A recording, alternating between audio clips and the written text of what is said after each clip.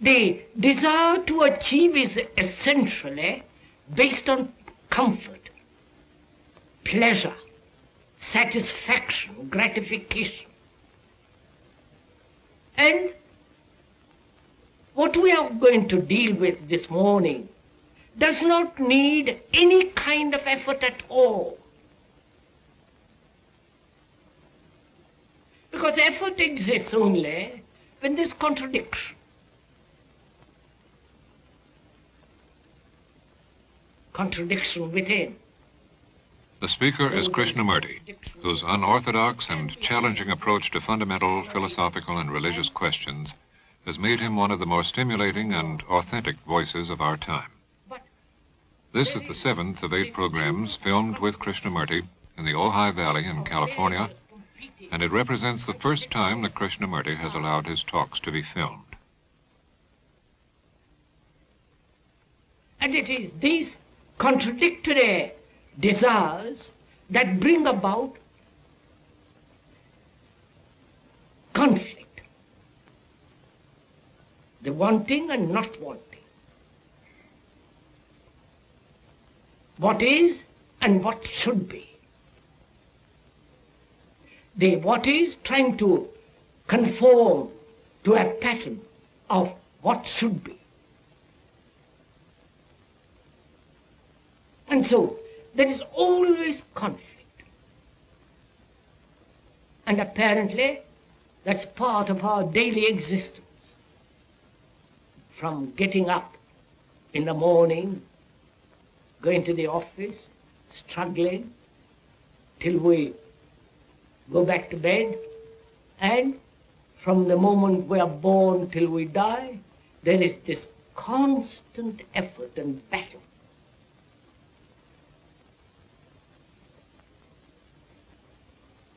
And to make effort, to get rid of effort, is still further effort. The things that we're going to discuss this morning, as I said, needs no effort at all. What it needs is a total perception of the whole process of life. And to perceive this whole phenomena of life, one needs energy. And that energy is denied when there is this drive, this effort to achieve something. You know,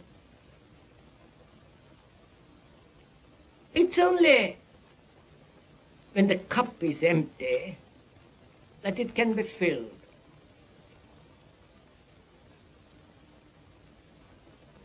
It's only when the mind and heart are totally empty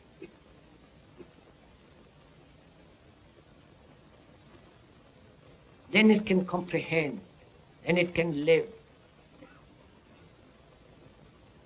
But to be so completely empty is not a negative phenomenon. On the contrary, it is the highest form of intelligence. It's the highest form of love, to be so completely empty, so that there is not a scratch of memory, not a word, not a conclusion that distorts perception.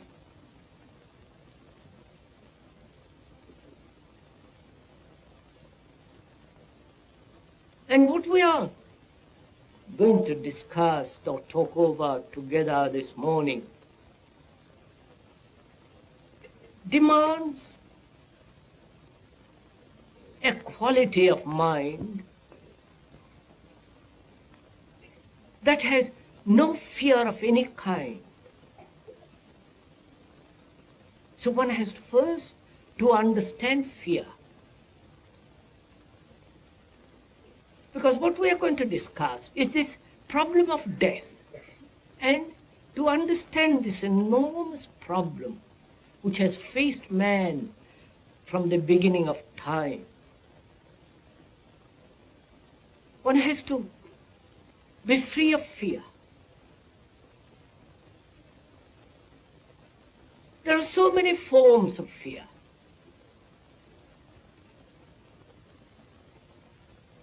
Fear of darkness, fear of what somebody says, fear of being hurt, fear of insecurity,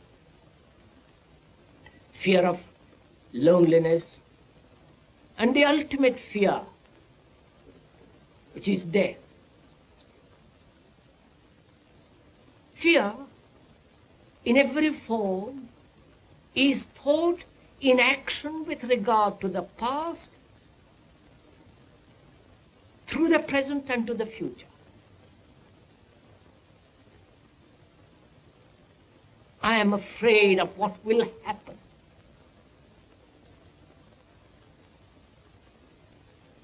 And I'm afraid of something I have done in the past which I want to cover up. So, thought, fear is the movement of time. And it's very important, if we will be free of fear, to understand this movement of time, which is essentially the process of thinking.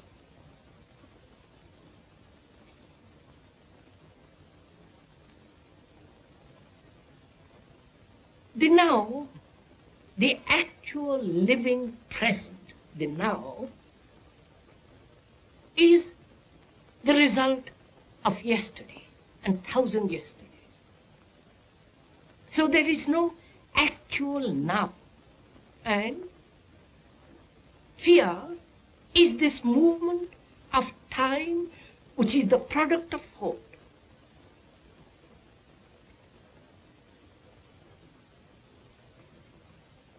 When I am confronted with something dangerous, immediately there is no fear.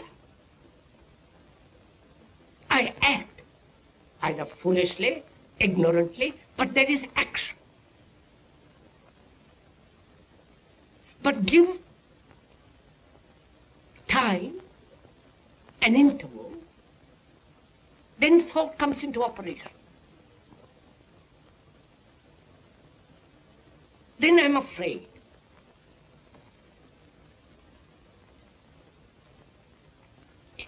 I'm sure each one of us has various kinds of fears. Take one of them, bring it out in the open, and look at it. And how you look at it matters immensely. First, do you look at it as though it was something outside of you, as something which is not you, but something which is placed outside?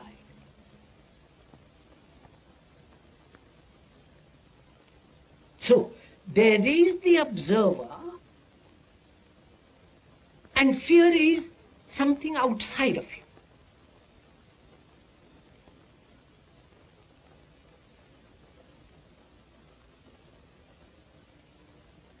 Right? So there is this duality, this contradiction.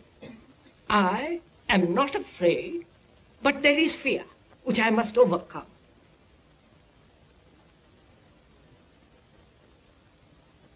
I must do something about that thing which I call fear. So the observer is different from the thing observed.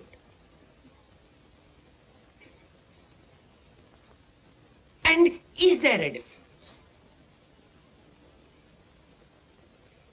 There is no difference if you examine.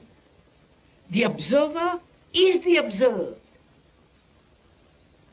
That is,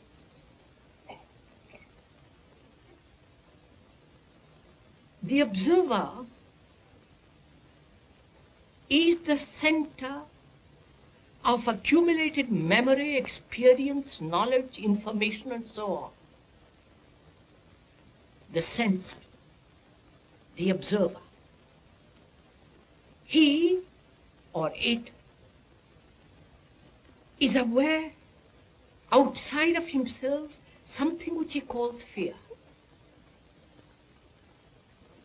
And he is making constant effort to run away or translate or transcend or suppress that fear.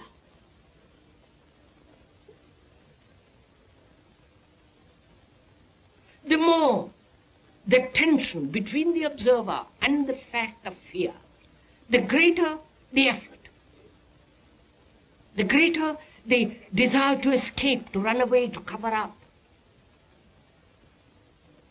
And if you cannot run away, one becomes neurotic.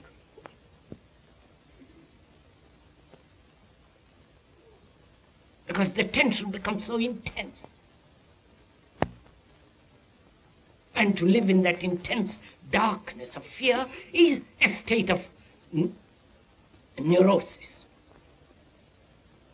But as we said, when the observer is the observed, not an idea but the fact, then there is no effort at all. Because then there is no contradiction. I am fear.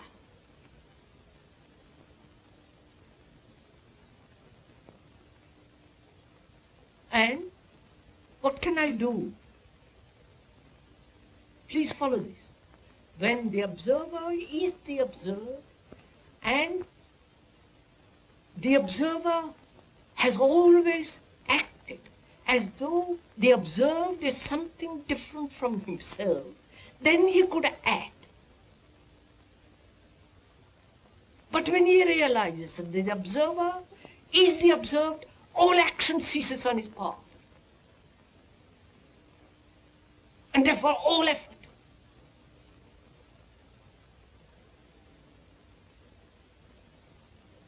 And therefore there is no fear at all. This requires a great deal of inward inquiry, inward observation, step by step without coming to any conclusion. And when there is no fear, because the observer is the thing which he has externalized as fear, of which he is himself, then this action which was positive, that is doing something about fear, then the observer is the observed in that state that's complete inaction.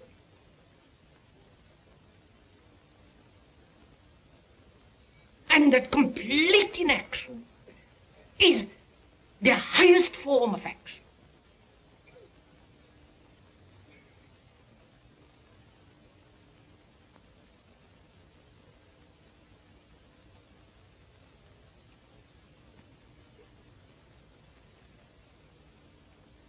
Now, so there is no effort at all. It's only the dull mind, the mind that's committed, the mind that is achieving, not achieving, that is in constant battle, struggle, effort. And this effort, this struggle is considered the positive way of life. It is the most mischievous way of life. Let's proceed to examine this question of what is death. There are three things one has to understand: living, love, and death. They all go together. You cannot separate death from love and living.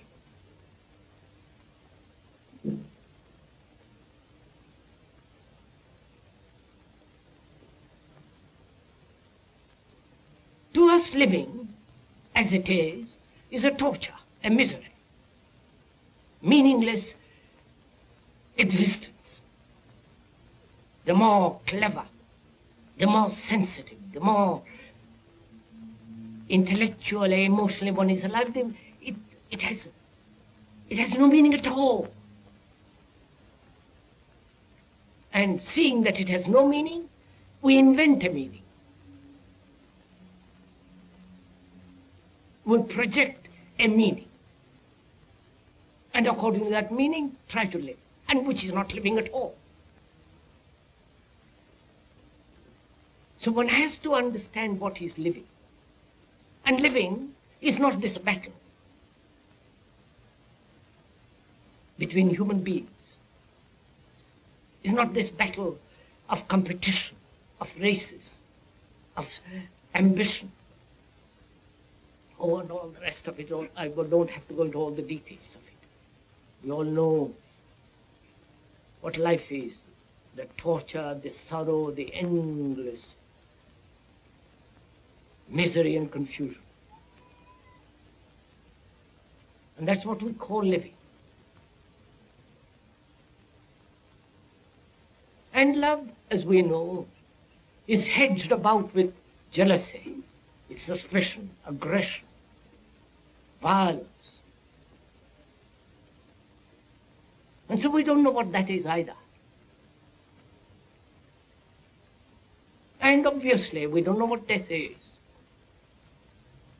because we are frightened of it. There is much deeper fact, deeper issue involved in death.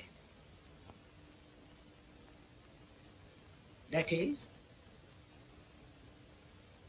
the psychological ending, the me, the accumulated experience as a human being, with all the knowledge, with all the accumulated information, every form of memory, treasured, cherished, and despised, put away, all that is the center,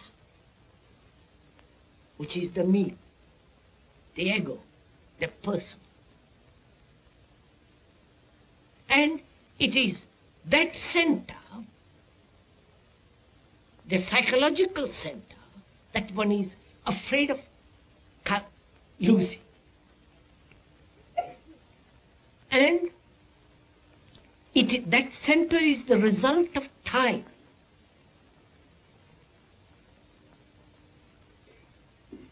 And that center creates the space round itself, like all centers do.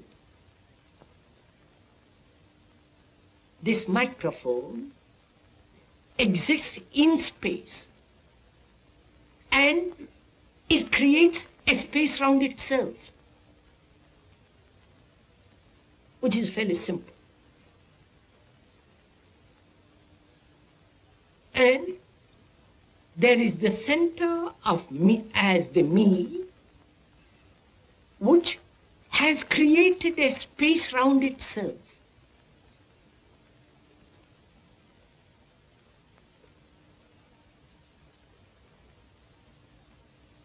And death to most of us is the losing of that center. Isn't it? The things that I have known, my family, my friends, all the things that I have accumulated, which is the known. The center is the known. And death is something of which I don't know at all.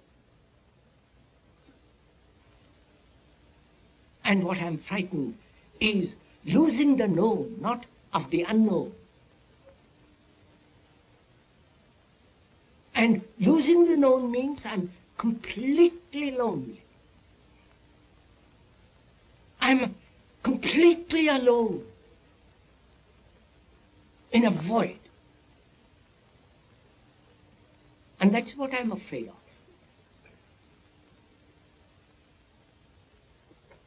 Now, is it possible to end that center each day, not having accumulated, then giving it up, but to die to that center every day, every minute?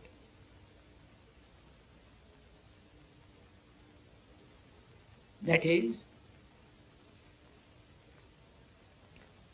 that center is the accumulation of experience, knowledge. And life is a process of experience, a challenge and a response. You have an experience, a pleasant or unpleasant experience, dangerous or pleasurable. And to receive that experience and understand it and die to it immediately, so that there is no memory of as a center which retains that experience. We often do this, naturally. But to be aware so intensely, without any choice, and to be aware so every experience is totally assimilated, understood, and dissolved. That requires a great deal of energy, which means attention.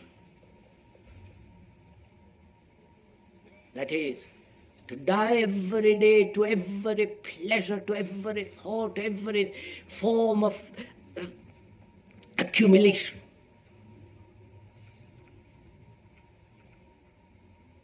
So that with the dying, the mind is made fresh and the heart renews itself, so that life doesn't become a torture. So, in dying every day to everything that we know,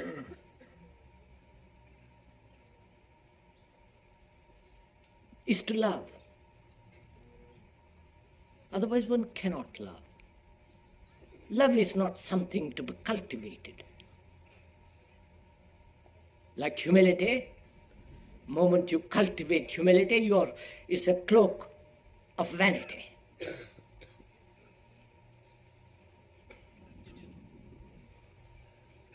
And it's only when you die to everything or every experience that you have had that you are living. So living is a movement, fresh, new, innocent, every minute of the day, fresh. And to die to the past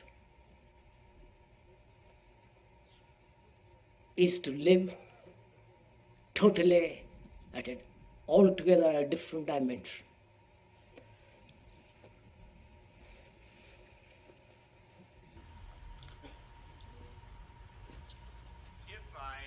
If I attend to a tree in the way that you describe, so that the observer is the observed, the tree is still there. Of course, If sir. I attend to my fear in the same way, won't my fear also still be there? No, you see, first of all, I don't want to get rid of my fear. I want to understand it. To understand something, I must care for it. I must love it. I must be careful with it. And if I say I must get rid of it, I've already acted most foolishly. Because I have to understand the structure and the nature of fear. And to understand it, I must look at it. And I cannot look at it if I say if I want to get rid of it, or suppress it, or sublimate it. I must actually look at it, come into contact with it, not through a word, but with the fact, with what it actually is. How can the mind, which is so crowded, so everlastingly chattering, how can that mind be emptied? I'm afraid there is no way.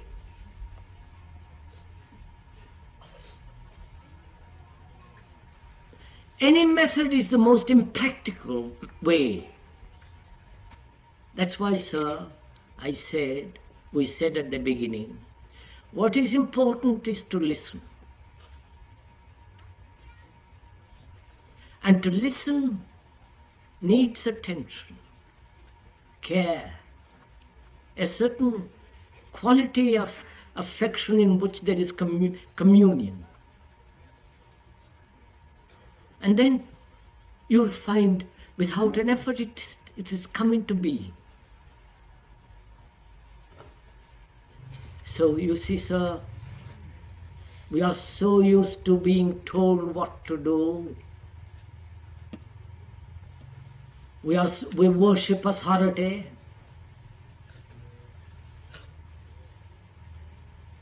And we have lost all capacities in the world, all intention to find things for ourselves.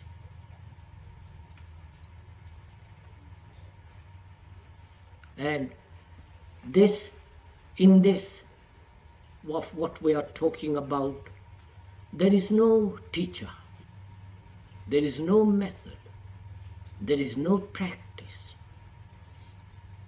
There is only a perception of what is, and when there is that perception, then the problem is resolved. Yeah. Of what significance is hope and faith to living? What significance is hope and faith to living? I hope you won't think me harsh if I say there is no significance at all. We've had hope, we've had faith, faith in church, faith in politics, faith in leaders, faith in gurus, because we've wanted to achieve a state of bliss, of happiness and so on. And hope has nourished this faith. And when one observes through history, through our life, all that hope and faith have no meaning at all, because what is important is what we are, actually what we are, not what we think we are, or what we think we should be, but actually what is. If we know how to look at what is, that will bring about a tremendous transformation.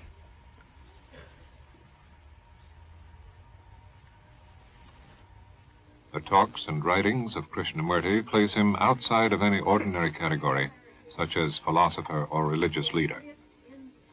This has been the 7th in a series of 8 programs.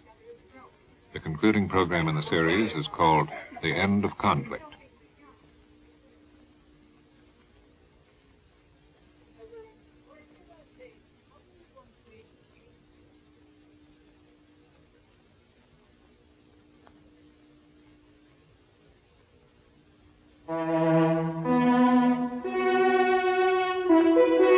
This is NET, the National Educational Television Network.